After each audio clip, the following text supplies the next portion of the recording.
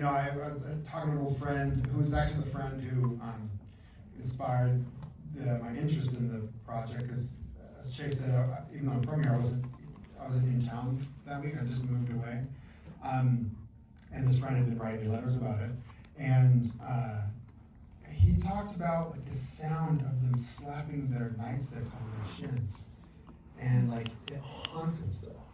And so like when we started coming across that footage, I think maybe that's the one of the few choices where I was like, because it haunted so many people, because it came up in other conversations, like how eerie and threatening that sound was, and how much it echoed through downtown. That those conversations helped us understand a little bit. I mean, you see it, that's not normal, but having those stories, I think, informed those choices. Thank you for sharing that. Gavin, you were there. This is correct. Talk us through then when you've seen this kind of recounting of it, what the feeling is like for you. Good question. So yeah, born and raised in Seattle, went to University of Washington. Any students from University of Washington that were there at those protests? Anybody there at the protests? Okay, good. All right, good. Yeah, I don't know. I mean, this was a long process. I met Ian, I don't know, 2 years ago when this idea kind of was first percolating, and it's been a long journey to go from a 4-hour chunk at one point to now whittling it down to something that's really, really special. Gavin didn't see the 8-hour cut. The 8-hour cut, yeah. Maybe it was sense, but didn't watch it. But I'm also a filmmaker. I do documentary film. Shout out Brian Tucker. This is another genius Seattle filmmaker in the audience. But so yeah, I look at it from a different lens as well. Background is also in journalism, but I mean, I think thematically that was a big piece of it. As quote unquote consulting producer, aka the arrested guy at the Q&A. I think they nailed just really there was a big conversation at the beginning of just, do you need contemporaneous interviews to be able to unpack what are really complex global finance issues and themes? I mean, these are not easy subjects to take apart in a 90-minute documentary.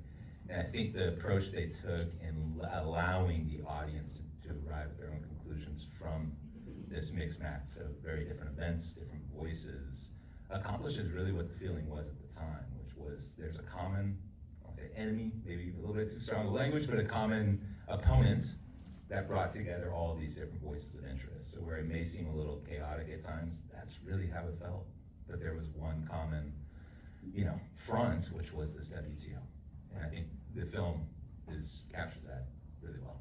Thank you for sharing that. Ian, how did you go about kind of capturing that balance between the clarity of the overarching goal of the protesters, but then also the chaos that the protests descended into, finding that sort of capturing of both those things simultaneously?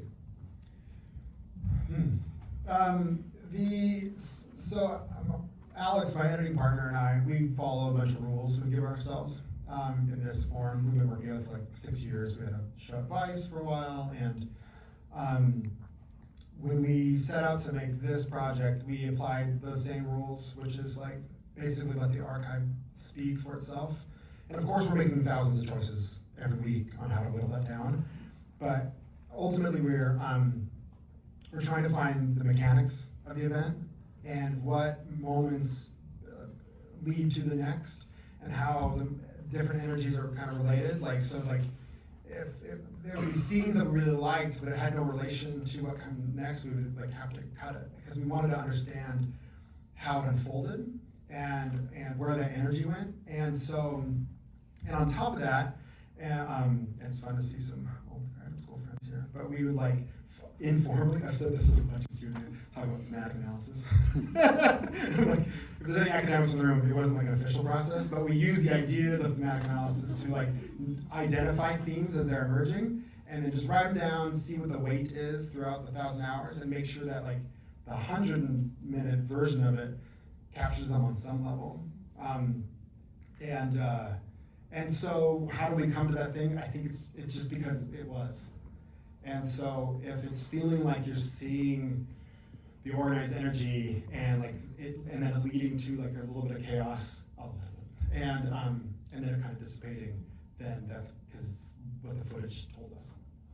when it comes to archival documentary filmmaking, this type of work that you do, is that what you always want to do? Is that kind of your passion? Because you had mentioned that you worked at Vice and you've obviously done this type of work before, but this is something quite significant. It feels like a historical document in a way that thousands of documentaries that where you could interview people now couldn't ever really quite capture. What is it that speaks to you about this specific form that then you used here?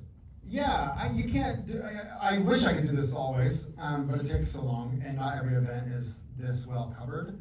But it is all I've done for the better part of the last decade. And I think, like, I don't know, I want to say this is all I'll ever do, but I think my metabolism's too high. And so the next few projects will probably be like a little lighter on archival.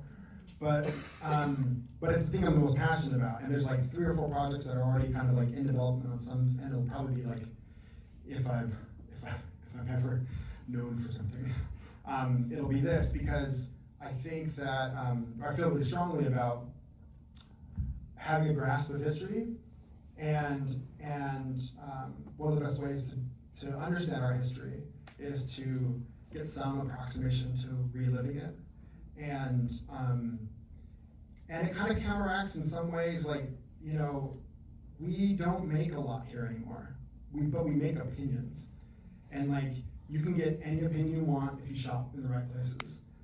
And I just don't see a lot of value in it. Like, I'm not interested in anyone's opinion about this. I mean, that's too strong a statement. I'm very interested in all your opinions. But like, to really understand something, it's really important to be able to expose, to provide an entry point into a piece of history like this. And so, making stuff without interviews, without narration, setting rules that attempt to limit my editorialization is important, because it becomes like a bit of an artifact, so that we can revisit these moments and better understand what's happening today. You know, there was another filmmaker I saw speak a few weeks ago, talked about, you know, when when the patient is sick, you want to look at their history and why they got sick. And I think that, like, I hope that films like this that focus on the artifact and not necessarily the opinions of the filmmaking team can be a pathway to understanding how that patient got sick. Thank you for sharing that. I'm going to turn it over to the room. Yes. And I will repeat back the question that folks say so everybody can hear, but yes. Can you tell me how you came about all the footage, and was there any footage that you wanted that you couldn't get your hands on? Talking about how you came upon the footage and if there was any footage that you wanted that you couldn't get. Yeah, so there was this organization that kind of started right before WTO. Am I wrong in that chronology? Yeah, behind the couple scenes. months, yeah. A couple months before, called the Independent Media Center, and they stayed active for many years after the event. Indie media, anybody? Bueller? But they were incredible. They brought together a large group of independent producers and videographers and journalists, and they Sorry. Yeah. Very important to take a look at it if you're interested in this history. Independent Media Center, Indie Media Center. It was the center for all outside press, and it was down on 4th Avenue between Union and Pike, and still there. I mean, the space is still there. I mean, it's shut down, and unfortunately, a lot of shit going on in front of it.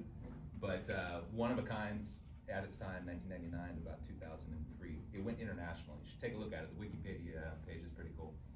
And so they shot hundreds of hours, and fortunately for us, I ran into or got to know someone involved in they were working on an archival project, like trying to get all the tapes together and digitizing them. And I ran into the team halfway through. They had done the first 200 hours.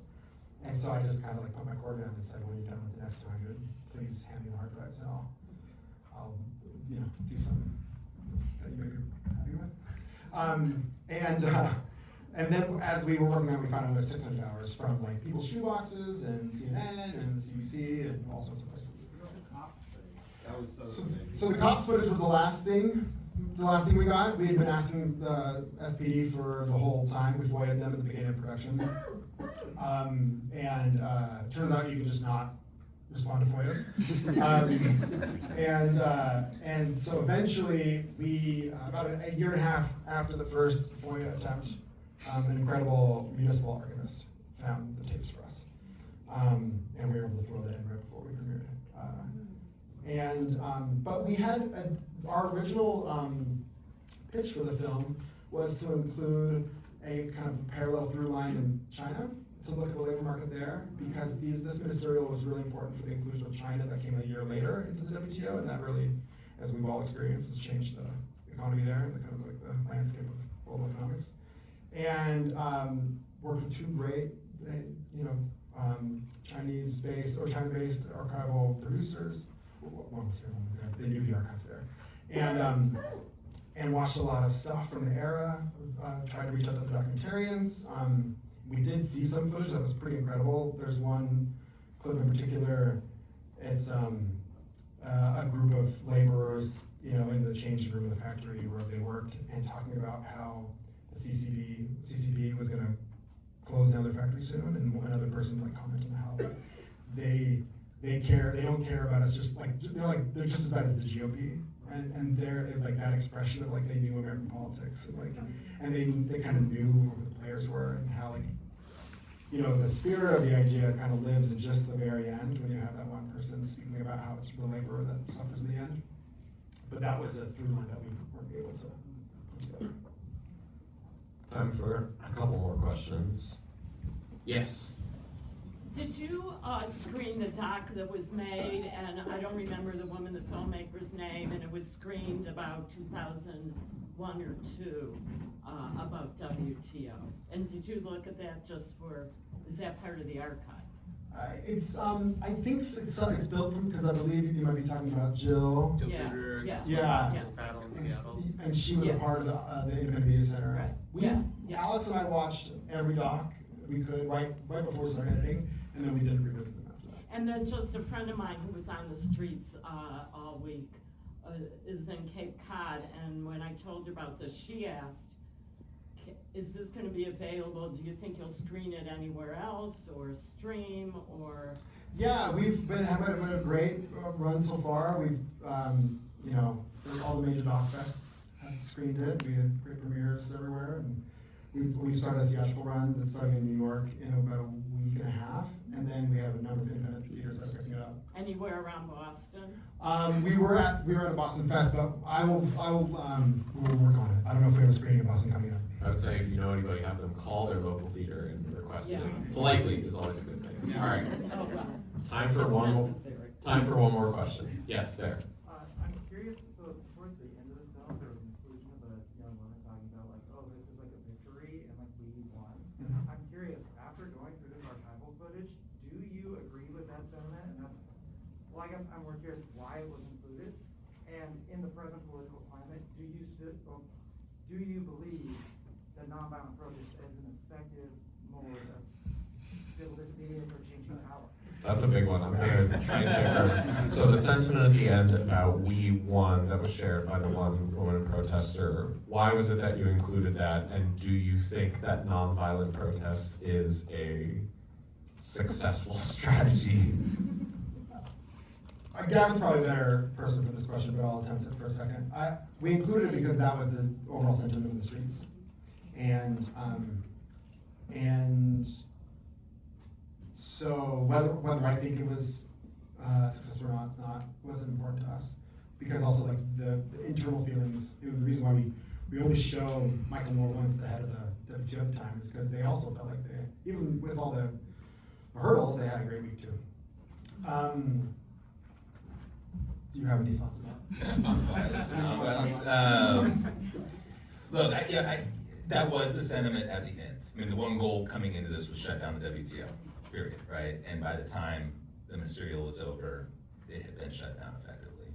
Long term, China gets granted entry a year after that.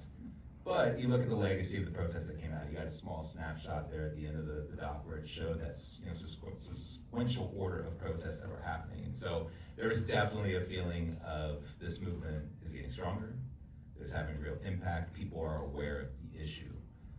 Now where we're at 25 years later, there's reasons to doubt that assessment.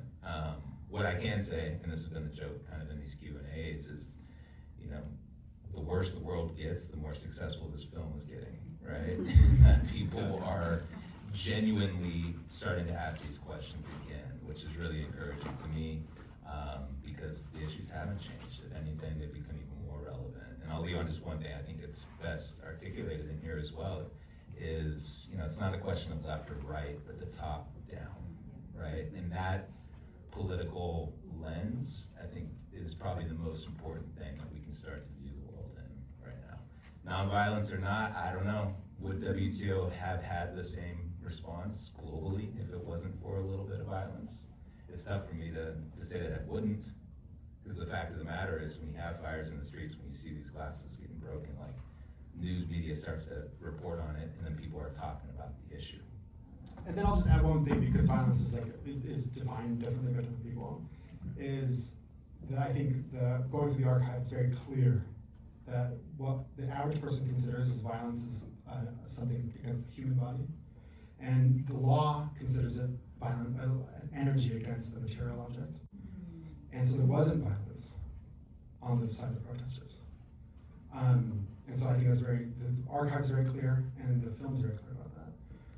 There was a lot of violence against the protesters. And so I think maybe if I can reframe the question, or at least get back to you, is like, protest versus direct action. I think that's a really good question. Is like, what's the value between the partnership? What's the value of one being without the other? And I don't know the answer to that, but it's clear in the archives, and I hope it was clear in the film, that the direct action communities took the energy and like the muscle of the protest and kind of made it do something.